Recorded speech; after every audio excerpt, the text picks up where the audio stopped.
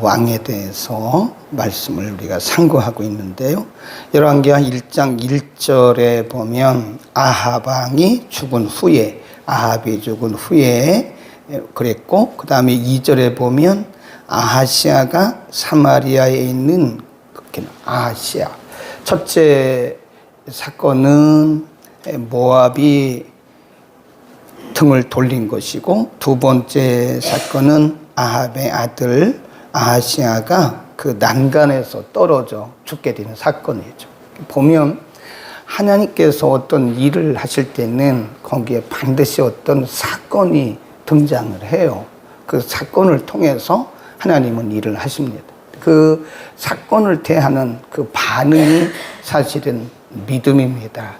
어떻게 보면 하나님께서 아합 왕 때에 하나님을 떠난 자신의 백성들을 돌아오게 하기 위해서, 믿음으로 하나님을 신앙하는 믿음으로 다시 돌이키게 하기 위해서 하나는 모압이 등을 돌리게 한 거죠. 이 모압이 사실은 이스라엘의 속국이었습니다. 그래서 해마다 조공을 바치는 거예요. 모압 그리고 그 주변에 있는 나라들을 속국으로 삼고 그들이 1년에 한 번씩 드리는 조공을 통해서 나라가 이제 부강해지는 거잖아요. 그러니까 이 아합도 그렇지만 백성들이 하나님을 의지할 이유가 없어요. 왜냐하면 그 속국들로부터 조공을 받기 때문에 그들이 부족한 게 없습니다. 인간은 누구나 다 부족함이 없으면 하나님을 안 찾아요. 그래서 하나님께서 우리를 좀 이렇게 가난하게 하신다든지 상황이 안 좋게 하시는 것은 하나님이 우리를 미워서 그런 거거나 우리가 기도가 부족해서 그렇거나 믿음이 없어서 그런 것이 아니라 하나님을 더욱더 신뢰하게 하기 위한 것이다 하는 것이고, 또 한 가지 아하시아 왕이 난간에서 있다가 떨어졌는데, 보통 이제 골절상이나 타박상인데 우리가 주석가들에 의하면 이 아하시아가 그 골절상과 타박상으로 인해서 중병에 걸렸다고 그래요. 그 중병이라고 성경이 기록한 것은 인간이 고칠 수 없는 병이다, 그런 뜻이잖아요. 그때 이제 사실은 하나님이 기회를 주신 거죠. 사람이 육신적으로 병들면 가장 약해집니다. 건강할 때 뭐 되게 큰 소리 쳤던 사람들도요, 본인이 병들잖아요. 그러면 굉장히 약해져요. 그건 믿는 사람도 마찬가지, 안 믿는 사람도 마찬가지입니다. 그러니까 하나님께서 아하시아를 그렇게 하나님을 신뢰하고 하나님을 고백하고 하나님께 오도록 모압을 끊어버리신 거고, 또 아하시아를 그게 우연히 떨어졌겠어요. 하나님께서 그런 상황을 만드신 거라고요. 근데 그때 아하시아가 뭐라 그러죠? 자기 신하들을 보내가지고 저 에그론에 가면 바알세붑은 바알세불이에요. 바알을 섬기는 신전이 있고 거기 제사장이 있는데 가서 좀 물어봐 달라고. 내 이 병이 나을 수 있는지 안 나을 수 있는지. 그러니까 오늘날로 말하면 우리 예수 믿는 사람이 병에 걸렸어요. 그러면 어제 임승훈 선교사님 말씀했잖아요. 그 사인이다. 하나님께 돌아오라는 사인이다. 회개하고 하나님을 찾으라는 사인이다. 근데 지금 아하시아가 행한 것이 뭐예요? 신하를 보내서 하나님을 찾기는커녕 바알신을 섬기는 제사장들에게 물어보라는 거예요. 내가 나을 수 있는지 물어봐 달라. 오늘날로 말하면 점쟁이에게 보는 거예요. 점쟁이에게. 오늘날도 점 보는 크리스찬들이 많다 그래요. 참 큰일입니다. 점 보는 크리스찬들이 초신자가 아니라니까요. 많답니다. 교회 집사님, 뭐 심지어는 권사님, 장로님들까지도 점 보는 사람들이 있답니다. 그거요, 정말 하나님을 거역하는 거예요. 하나님을 불신하는 거고 하나님을 대적하는 겁니다. 큰일 납니다. 큰일 나요. 그게 불신앙 중에 불신앙이라고요. 우리가 어떤 문제를 만나면 반드시 하나님을 찾아야 돼요. 아멘. 그게 신앙인의 자세입니다. 어떤 문제든 간에 이 문제를 통해서 하나님께 더 가까이 나갈 생각을 해야지 이 문제 해결을 위해서 찾아가고. 그러니까 꼭 점쟁이는 아닐지라도요, 꼭 그 예수 점쟁이들이 있잖아요. 예수 점쟁이. 신앙의 건강한 신앙의 물을 아주 그냥 흐려놓은 거였거든요. 흙탕물처럼. 근데 다행히 그런 분들이 많이 없어서 다행이다. 그만큼 한국교회가 이제 정화되어 가는 것이다. 한 것을 말씀드리고요. 그러니까 이제 처음에 50부장과 50인을 보냈어요. 근데 그들이 하는 얘기가 뭐죠? 거기 보세요. 쭉 내려가면 첫째, 두 번째 같은 사람들이 9절입니다. 9절. 이에 50부장과 그 50인을 엘리야에게 보내매 그들이 가서 9절 맨 끝에 보세요. 하나님의 사람이여 왕의 말씀이 내려오라 하였나이다. 그때 엘리야가 어디 있었다고 그랬어요? 산꼭대기 있으니까 왕이 명령을 한 거예요. 그러니까 50부장과 50인이 가서 왕의 명령을 전달해. 왕이 말씀하기를 당신 내려오라 그랬어요. 빨리 오세요. 그러니까 그때 엘리야가 무슨 소리야? 내가 하나님의 진정한 종이라면 지금 하늘에서 불이 내려서 너희를 다 살릴 거야. 그러니까 엘리야가 말하자마자 하늘에서 불이 내려가지고 50부장과 50인을 다 살려줘요. 그러니까 이제 두 번째 또 보니까 이제 아하시아가 깨닫는 게 참 더뎌요. 그러니까 두 번째를 또 보내요. 거기 보세요. 11절. 왕이 다시 다른 50부장과 그 50인을 엘리야에게로 보냈다. 그리고 맨 끝에 보면 이들이 가서 하는 얘기가 하나님의 사람이요 왕의 말씀이 속히 내려오라 하셨나이다. 참 인간적으로 보면 참 건방지죠. 예. 그러니까 이것은 그 당시의 영적 상황을 얘기하는 거예요. 하나님의 사람이라고 말은 하면서 이렇게 얘기해요. 지금 위를 이렇게 쳐다보면서 빨리 내려와요. 그런 거나 똑같은 거예요. 그만큼 하나님을 대하는 자세나 오늘날로 말하면 주의 종을 대하는 자세가 같다는 거예요. 하나님을 무시하니까 하나님의 종을 무시하는 거 아닙니까? 그런데 둘 다 죽었어요. 세 번째 오늘 본문에 보면 자세가 틀려집니다. 보세요. 13절 시작.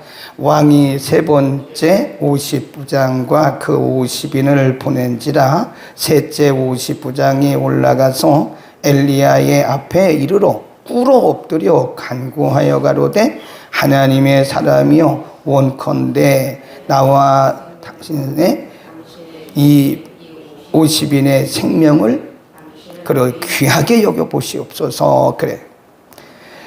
이전에 있던 사람들을 여기 보면 전번에 50부장과 50부장 둘과 그 50인들을 살렸거니와 나의 생명을 당신은 귀히 보소서. 여기 보면 자세가 완전히 바뀌었죠. 왜 그럴까요? 두 번의 기적을 통해서 엘리야가 선포했거든요. 엘리야가 내가 정말 하나님의 종이면 너희들에게 지금 하늘에서 불이 내려와가지고 너희를 다 살릴 거야. 선포한 대로 두 번 된 거니까 이제 그 소문이 나는 거예요. 그러니까 엘리야가 하나님의 종이고 하나님이 그를 쓰신다고 하는 종의 권위를 인정하는 거예요. 이제는 아래서 내려와라 그런 게 아니라 자기가 올라갔어요. 자기가 엘리야가 있는 데까지 올라가서 꿇어 엎드려서 말하기를 전번 두 번 50부장과 50인들을 다 이렇게 죽게 하셨는데 이제는 두렵습니다. 당신이 생명을 사랑하는 것처럼 나와 그리고 50인의 생명을 귀히 여겨주십시오. 이렇게 말하는 거예요. 그러니까 두 번의 사건을 통해서 하나님이 이제 서서히 드러나기 시작하는 것이고 하나님의 종의 권위를 인정했다는 것은 그들이 하나님의 권위를 이제 조금씩 알아가고 있다고 하는 거죠. 그때 하나님께서 이렇게 말씀하십니다. 거기 보세요. 15절 여호와의 사자가 엘리야에게 이르되 너는 전혀 저를 두려워하지 말고 함께 내려가라 그래요. 두려워하지 마라. 저가 누구죠? 아하시아. 그 왕을 두려워하지 마라. 사실 엘리야가 산꼭대기에 앉아 있었던 것은 그 극악무도한 아하시아 왕이 두려웠을 거예요. 인간인데 왜 안 두렵겠어요? 극악무도한 그 무지한 아하시아 왕을 두려워하고 있었는데 하나님께서 말씀하시기를 두려워하지 마. 내가 함께 가니까 두려워하지 말고 내려가. 그리고 엘리야가 이제 왕 앞에 가요. 그리고 왕이 살아나겠습니다. 그런 얘기 안 합니다. 한번 보세요. 뭐라 그러나? 왕 앞에 나가서 이렇게 말합니다. 16절 크게 다 같이 읽습니다. 시작. 고하되 여호와의 말씀이 내가 사자를 보내어 에그론의 시인 바알세굽에게 물으라 하니 이스라엘에 그 말을 물을 만한 하나님이 없음이냐? 그러므로 내가 그 올라간 침상에서 내려오지 못할지라 내가 반드시 죽으리라 하셨다 하니라. 17절 왕이 엘리야에 전한 여호와의 말씀대로 죽었어요. 심각합니다. 심각해요. 하나님이 사람을 다루시는 방법이 여러 가지인데요. 크게 보면 대부분은 하나님께서 기회를 주십니다. 그렇죠.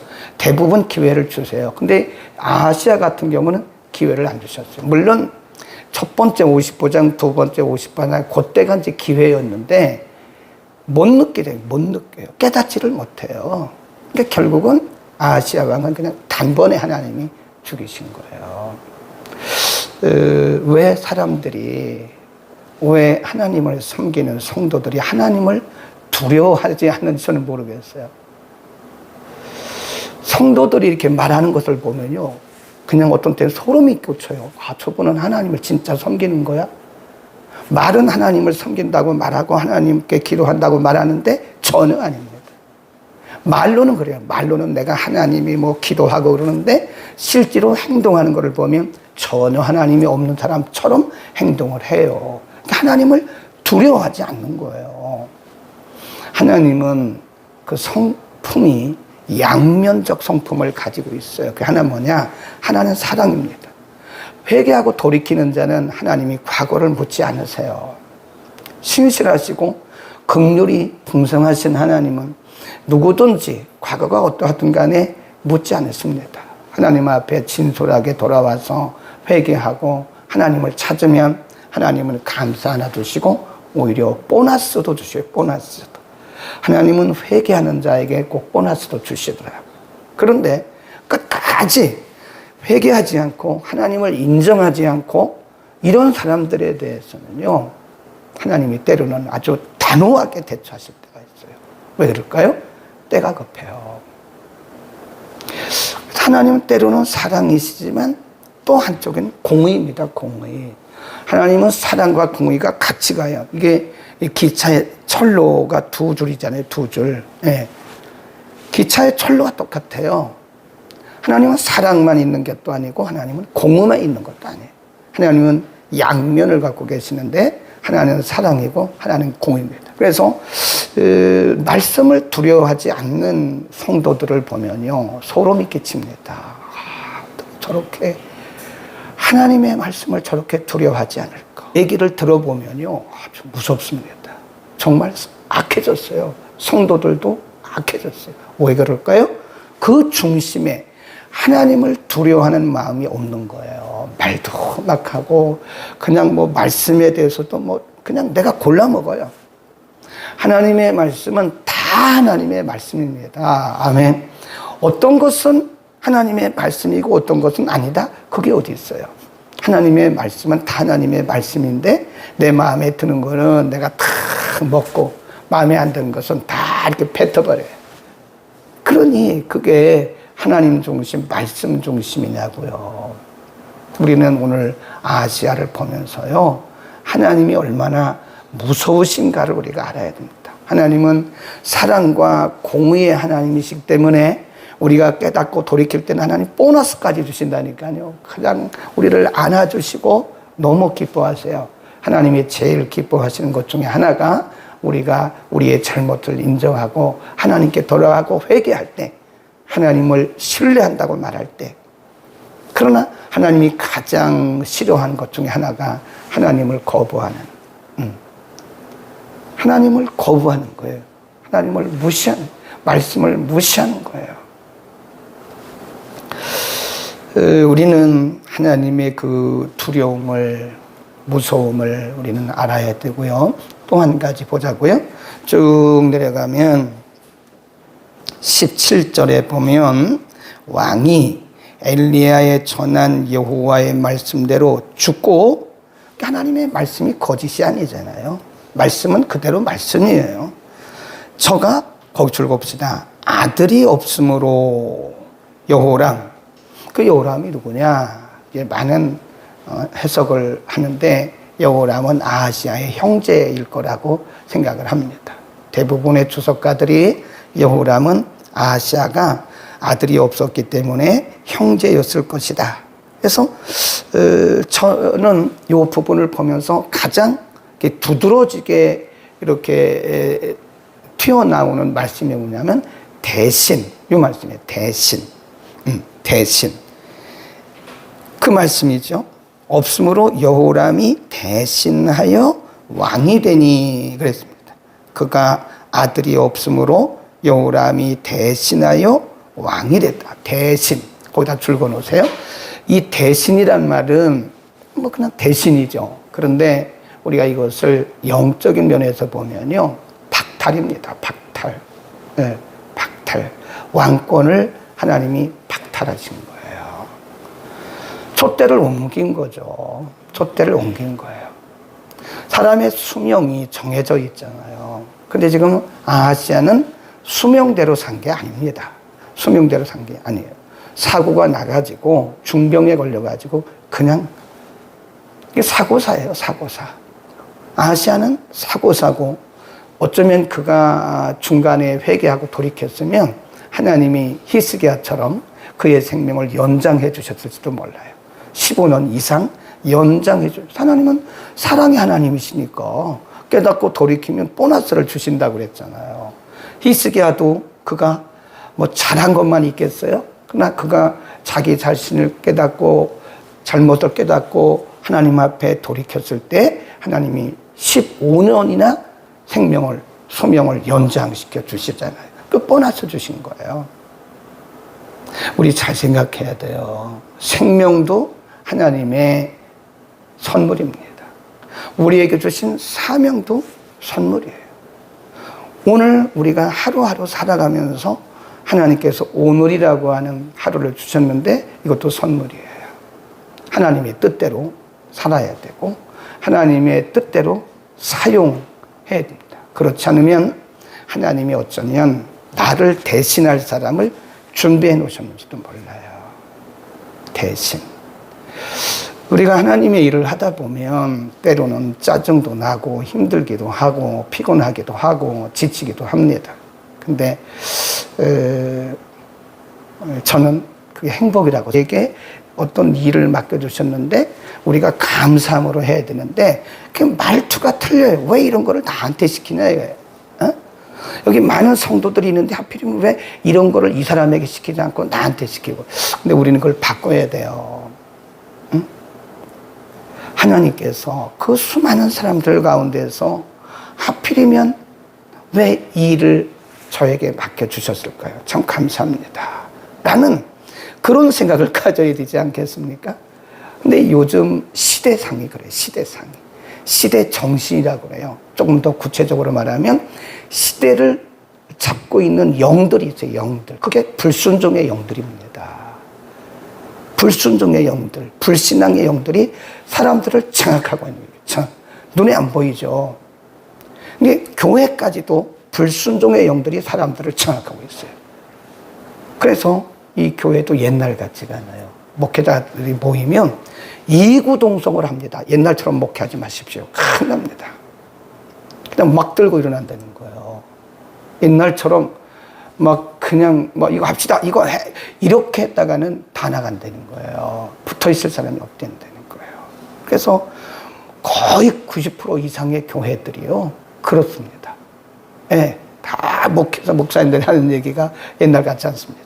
있는 영들이 많은 사람들을 구름이 들이우듯이 이렇게 들이웠어요. 우리 잘 생각해야 됩니다. 아무리 그래도 복음은 변하는 게 아니에요. 아무리 시대가 변하고 사람들이 아무리 변하고 심성과 인성이 변한다 해도 복음은 절대 불변이에요. 하나님의 말씀은 절대 불변입니다. 1.1핵도 변함이 없는 거예요. 시대를 탓하면 안 돼요. 우리가 시대와 이렇게 협상하면 안 되는 거예요. 그럼에도 불구하고 우리 자신을 책망하면서 우리 자신을 책망해야죠. 너는 왜 시대를 따라가냐? 말씀을 따라가야지. 이래야 된다는 거예요. 아멘. 그러면서 제가 강조하고 싶은 것이 대신, 요 항상 기억해야 돼요. 내가 아니어도 할 사람 많아요.